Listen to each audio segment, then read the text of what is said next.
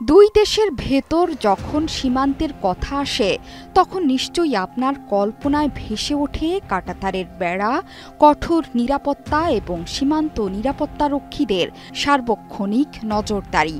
এই যেমন ধরুন উত্তর কোরিয়া এবং দক্ষিণ কোরিয়ার সীমান্ত।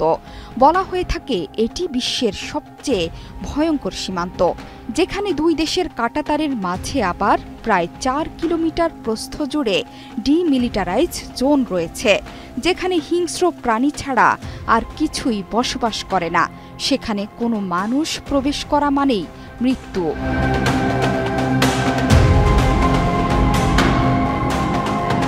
কিন্তু কখনো কি ভেবে দেখেছেন আমেরিকা এবং কানাডার সীমান্ত আসলে কেমন? বিশ্বের সবচেয়ে শক্তিশালী দেশ আমেরিকা মাত্র দুটি দেশের সাথে তার সীমানা ভাগাভাগি করেছে, যার একটি মেক্সিকো, অন্যটি কানাডা।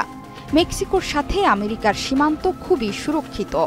এখানে কাঁটাতারের বেড়া, সুরক্ষিত দেয়াল এবং পাহারার জন্য রয়েছে সেনা মোতায়েন পর্যন্ত। কিন্তু ভিন্ন চিত্র আমেরিকা এবং কানাডা সীমান্তের। এখানে শুধু গাছ কেটে একটি সরু লাইন তৈরি করে দুই দেশের সীমানা নির্ধারণ হয়েছে। এই লাইনের প্রস্থ মাত্র ২০ ফিট, কিন্তু আমেরিকা ও কানাডার মধ্যে প্রায় ৮,৮৯১ কিলোমিটার দীর্ঘ সীমান্ত রয়েছে, যা বিশ্বের সবচেয়ে দীর্ঘ স্থল সীমান্ত।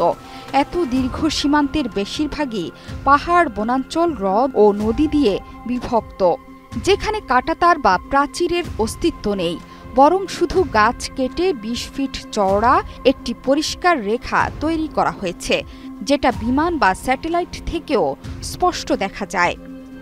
এই গাছ কাটাকে তারা নাম দিয়েছে স্লাশ। এর ভেতর প্রায় ৮,০০০ সীমান্ত পিলারও রয়েছে।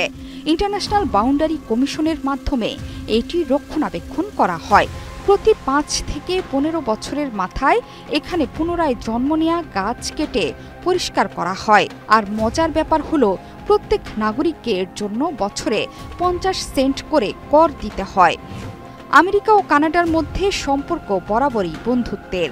দুই দেশই অর্থনৈতিক ও সামরিকভাবে ঘনিষ্ঠ অংশীদার, ফলে সীমান্তে কড়া নিরাপত্তার প্রয়োজন হয়নি। যদিও সীমান্তে কোনো বড় বাধা নেই, তবে এটি সম্পূর্ণ নিয়ন্ত্রিত। এখানে বেশ কয়েকটি কাস্টমস ও ইমিগ্রেশন চেকপোস্ট রয়েছে, যেখানে পাসপোর্ট ও অন্যান্য কাগজপত্র যাচাই করা হয়। ফলে অবৈধ প্রবেশ খুব একটা সহজ নয়। যদিও প্রতি বছর অনেক মানুষ অবৈধভাবে এই সীমান্ত ব্যবহার করার চেষ্টা করে। আধুনিক ড্রোন, সেন্সর ও ক্যামেরা প্রযুক্তির মাধ্যমে তাদের শনাক্ত করা হয়।